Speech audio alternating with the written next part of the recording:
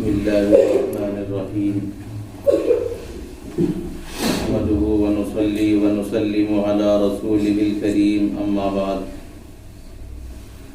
وعن أنس رضي الله تعالى عنه قال كان رسول الله صلى الله عليه وسلم يكثر أن يقول يا مقلب القلوب ثبت قلبي على دينك فقلت يا نبي الله آمنا بك وبما جئت به فهل تخاف علينا قال نعم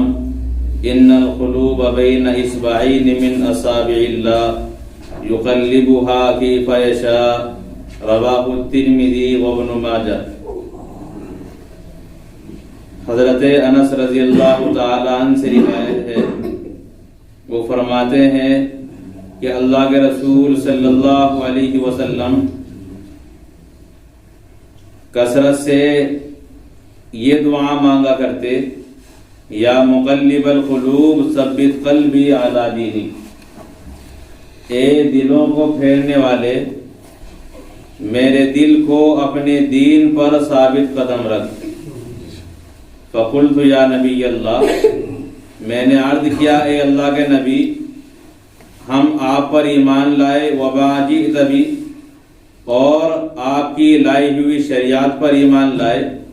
فہل تخاف علینا، کیا آپ ہمارے بارے میں خوف کرتے ہیں؟ قال نعم، رسول اللہ نے فرمایا کہ ہاں، یقیناً تمام دل اللہ تعالیٰ کی انگلیوں میں سے دو انگلیوں کے درمیان ہے،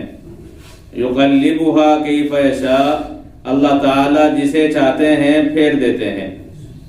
اس روایت کو امام ترمذی نے اور امام ابن ماجہ علیہم الرحمہ نے نقل فرمایا ہے۔ اللہ کے رسول صلی اللہ علیہ وسلم کے خادم خاص حضرت انس رضی اللہ تعالی عنہ مذکورہ روایت میں رسول اکرم علیہ السلام کا معمول بیان کرتے ہیں کہ آپ جب دعا مانگا کرتے تو دعا میں کثرت سے آپ کے الفاظ یہ ہوتے، یا مقلب القلوب ثبت قلبی علی دینک۔ جب بھی دعا مانگتے یہ دعا آپ مانگا کرتے کہ اے دلوں کو پھیرنے والے میرے دل کو اپنے دین پر ثابت قدم رکھ، جمع کر رکھ۔ اب ظاہر سی بات ہے، اللہ کے رسول علیہ السلام کا دل تو نہیں بدل سکتا کہ دین سے علیحدہ ہو جائے،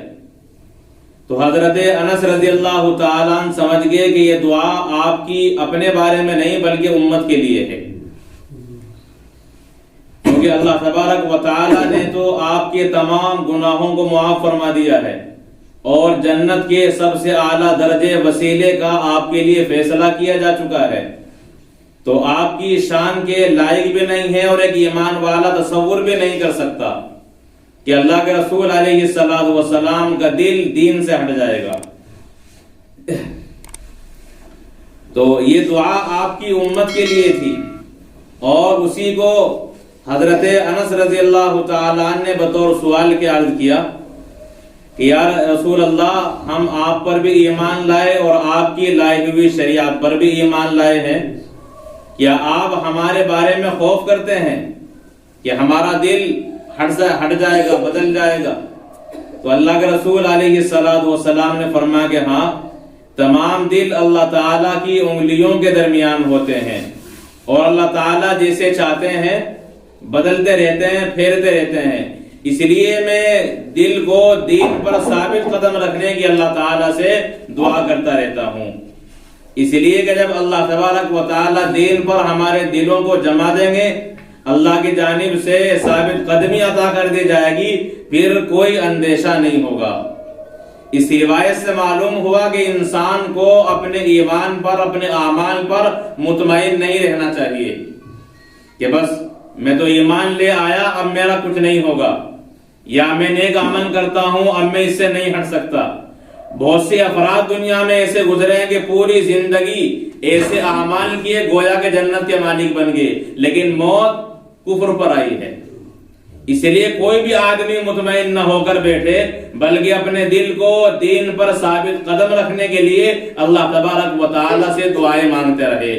یہی طریقہ رسول اکرم علیہ الصلوۃ والسلام نے امتی کو سمجھایا ہے اور خود دعا مانگ کر بتایا ہے، یا مقلب القلوب ثبت قلبی علی دینک،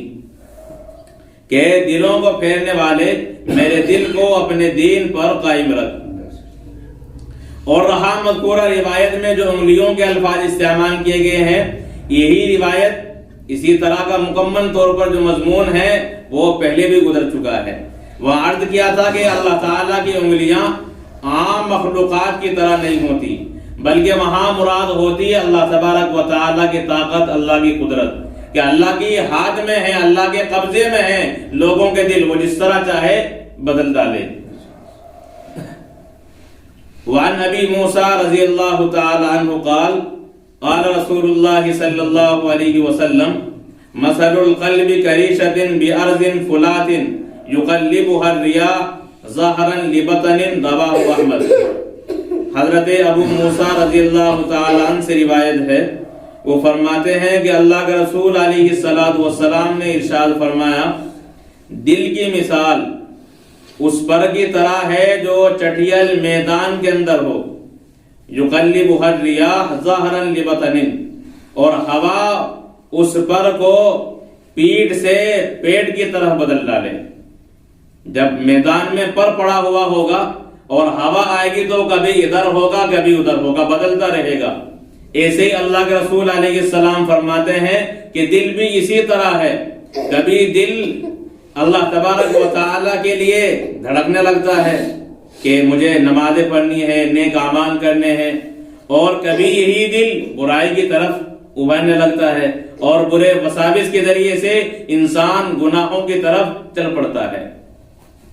تو دل ایک جگہ پر نہیں رہتا، جسمانی اعتبار سے بھی وہ بدلتا رہتا ہے، اور قلب کے معنی آتے ہی ہیں عدلنے بدلنے کے، یہ بدلتا رہے گا تو صحیح رہے گا، اور اگر یہ جام ہو جائے پھر خود انسان کی زندگی جام ہو جاتی ہے۔ تو اسی طرح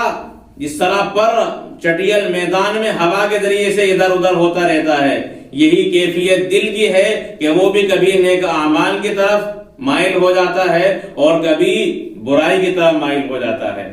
اس لیے اللہ تبارک و تعالی سے اپنے دل کو دین پر ثابت قدم رکھنے کے لیے دعائیں مانگتے رہنا چاہیے۔ جب اللہ تعالیٰ دین پر جما دیں گے پھر وہ بری خواہشات کی طرف مائل نہیں ہوگا، گناہوں کی طرف، قرآن و سنت کے خلاف کوئی بھی قدم اٹھانے پر آمادہ نہیں ہوگا۔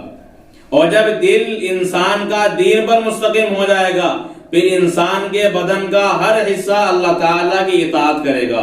اس لیے کہ بدن کے تمام اعضاء وہ انسان کے دل ہی کے تابع ہوتے ہیں۔ جب تک دل سے حکم نہیں ملتا اس وقت تک نہ انسان کا ہاتھ چلتا ہے، نہ اس کی آنکھ چلتی ہے، نہ اس کے کان اور نہ دوسرے اعضاء۔ تو تمام کے اعضاء کا مدار وہ انسان کے دل ہی پر رکھا گیا ہے۔ اس لیے اللہ تبارک و تعالی سے اپنے دل کو دین پر ثابت قدم رکھنے کے لیے دعائیں کرتے رہیں، اس لیے کہ دل کا صحیح رہنا اور دین پر جمنا تمام اعضاء کو جمانے کے لیے لازم اور ضروری ہے۔ وعن علی رضی اللہ تعالی عنہ قال قال رسول اللہ صلی اللہ علیہ وسلم لا يؤمن عبد حتى يؤمن بأربع يشهد أن لا إله إلا الله وأني رسول الله بعثني بالحق ويؤمن بالموت والبعث بعد الموت ويؤمن بالقدر، رواه الترمذی وابن ماجہ۔ حضرت علی المرتضی رضی اللہ تعالی عنہ سے روایت ہے، فرماتے ہیں کہ اللہ کے رسول علیہ الصلوۃ والسلام نے ارشاد فرمایا، کوئی بندہ اس وقت تک مومن نہیں ہو سکتا جب تک کہ 4 باتوں پر ایمان نہ لے آئے۔ ہر آدمی کو کامل اور مسلمان ایمان والا بننے کے لیے ضروری ہے کہ وہ 4 باتوں پر ایمان لائے۔ یشہد ان لا الہ الا اللہ، کہ بندہ اس بات کی گواہی دے کہ اللہ کے سوا کوئی معبود نہیں، وانی رسول اللہ، اور میں اللہ کا رسول ہوں، اللہ تعالیٰ نے مجھے حق کے ساتھ بھیجا ہے۔ یا بعثنی بالحق، مجھے حق کے ساتھ بھیجا گیا ہے۔ تو یہ سب سے پہلا مرحلہ ہے، اللہ کی توحید کی گواہی دینا اور رسول اللہ کی رسالت کی گواہی دینا۔ دوسرے وَيُؤْمِنُ بِالْمَوْتِ، اور موت پر ایمان لائے۔ موت پر ایمان لانے کا ایک تو عام مطلب یہ ہے کہ انسان اپنے متعلق، اور ایک موت ہوگی جو پورے عالم کی ہوگی جسے قیامت کہا جاتا ہے۔ بس یہ افراد کی موت ہوتی ہے، اور پھر جب اس کی قیامت برپا ہوگی پھر پورے عالم کی موت واقع ہو جائے گی۔ تو موت پر ایمان لا کہ مجھے بھی مرنا ہے، اور پھر اس پوری کائنات کو بھی ایک دن مر جانا ہے، فنا ہو جانا ہے، صرف اللہ کی ذات باقی رہے گی۔ اور تیسرے والبعث بعد الموت، آدمی ایمان لائے مرنے کے بعد زندہ ہونے پر، کہ پوری کائنات کے فنا ہو جانے کے بعد اللہ تبارک و تعالی پھر دوبارہ زندگی دیں گے،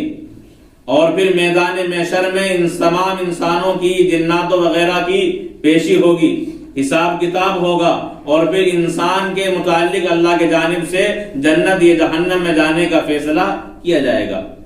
ایمان کے بیان میں یہ تمام تفصیلات عرض کی جا چکی ہیں۔ آگے فرماتے ہیں وَيُؤْمِنُ بِالْقَدْرِ، کہ آدمی تقدیر پر ایمان لائے۔ تو 7 چیزیں ہیں جو پہلے تفصیل کے ساتھ بیان کی گئی ہیں، اور یہاں مذکورہ روایت میں 4 باتوں کا ذکر کیا گیا ہے۔ تو کوئی آدمی یہ خیال نہ کرے کہ بس 4 ہی ہیں، 7 نہیں ہیں۔ جو پہلے بیان کی جا چکی ہیں، فرشتوں پر، کتابوں پر، اور اللہ تعالیٰ کے تمام پیغمبروں پر ایمان لانا، وہ بھی لازم اور ضروری ہے۔ لیکن بس یہاں مذکورہ روایت میں 4 باتوں کا بطور خلاصے کے ذکر کر دیا گیا ہے۔ تو شہادت توحید اور شہادت رسالت، موت پر ایمان، اور مرنے کے بعد دوبارہ زندہ ہونے پر اور تقدیر پر۔ جب تک آدمی کا ان باتوں پر ایمان نہیں ہوگا وہ انسان مسلمان اور مومن نہیں ہوگا۔ اس روایت کو امام ترمذی نے اور امام ابن ماجہ علیہم الرحمہ نے نقل کیا ہے۔ بہرحال یہاں مذکورہ روایت میں بھی جیسا کہ تذکرہ چل رہا ہے، اور باب بھی تقدیر کی کا ہے، مذکورہ روایت میں بھی قدر کا لفظ استعمال کیا گیا ہے کہ آدمی تقدیر پر ایمان لائے۔ اور تقدیر کے بیان میں جب شروع کیا گیا تھا اور باب شروع ہوا تھا، وہاں تفصیل سے عرض کیا گیا تھا، اور کل کی روایت بھی آپ نے دیکھی کہ جب صحابہ کو تقدیر میں رسول اللہ نے بحث کرتے ہوئے دیکھا، آپس میں گفتگو کرتے ہوئے دیکھا، تو اللہ کے رسول علیہ السلام کا چہرہ مبارک سرخ ہو گیا، اور راوی نے الفاظ بھی کیا استعمال کے ایسا معلوم ہوتا تھا کہ انار کے دانے آپ کے رخساروں میں نچوڑ دیے گئے ہیں۔ اس لیے ہمارے لیے راہ عمل وہی ہے جو حضرت علی المرتضی رضی اللہ تعالی عنہ نے صرف ایک لفظ میں بیان فرمائی ہے۔ آپ فرماتے ہیں کہ تقدیر اللہ تبارک و تعالی کے رازوں میں سے ایک راز ہے، اسے ظاہر کرنے کی کوشش مت کرو۔ یہ ایک آسان سا پیغام ہے علی المرتضی کا، اس پر عمل کر دیا جائے تو تقدیر کے تمام مراحل ہمارے لیے آسان ہو جائے گی۔ اب ظاہر سی بات ہے، اللہ کے راز کو ہم کتنا بھی کوریدنا چاہیں اسے ہم ظاہر پھر بھی نہیں کر پائیں گے، اس لیے راز کو راز رہنے دیا جائے، اس لیے کہ اللہ تبارک و تعالیٰ کا راز ہے۔ کوئی انسان مکمل طور پر زور لگائے اور تمام انسانیت مل جائے اس راز کو فاش نہیں کر سکتی۔ جسے اللہ تعالیٰ نے راز رکھا ہو اس راز سے کوئی پردہ نہیں ہٹا سکتا۔